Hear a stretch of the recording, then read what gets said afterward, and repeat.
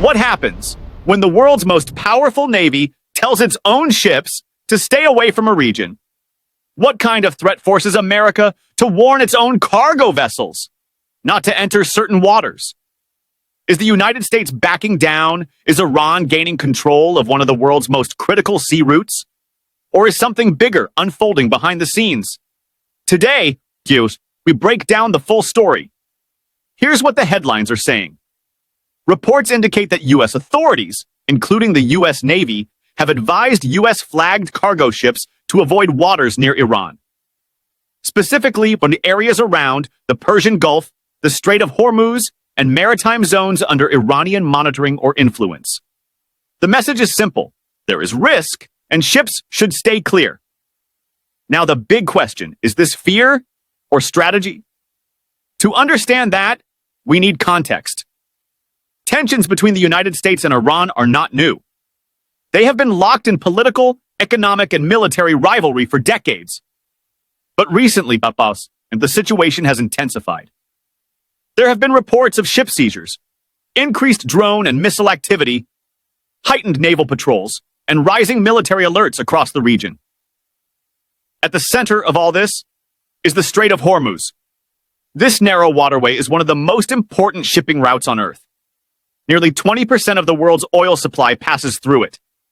If anything disrupts this passage, global energy markets could surge, trade routes could freeze, and economies worldwide could feel the shock.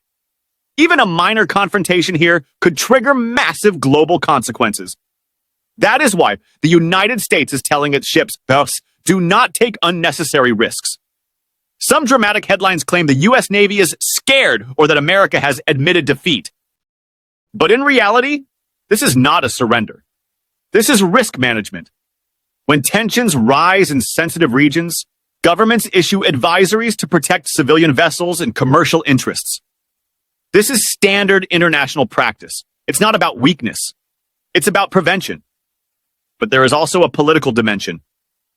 Former President Donald Trump's name is being linked to this situation in many discussions. Why? Because his policy toward Iran was one of the toughest in modern U.S. history. He withdrew from the nuclear deal, imposed heavy economic sanctions, applied maximum pressure, increased military deterrence. His strategy was clear: force Iran to change behavior through pressure. So now, when American vessels are being told to stay away from Iranian waters, critics and analysts are debating what this means. Some argue Iran's regional influence is growing. Others say the U.S. is simply avoiding unnecessary escalation. Now, let's address the strategic reality. Does Iran have a navy stronger than the United States? No. But power in this region is not just about size. Iran possesses fast attack boats, coastal missile systems, naval mines, advanced drones, and highly strategic geographic positioning, and geography changes everything. The Strait of Hormuz is extremely narrow. In such confined waters, even small-scale weapons can threaten massive commercial vessels. That means limited force can cause enormous disruption. This is why direct confrontation is extremely risky. Once conflict begins in such a critical shipping lane, controlling escalation becomes very difficult. And if escalation spreads, other regional and global powers could be drawn in. Saudi Arabia, Israel, Russia, China.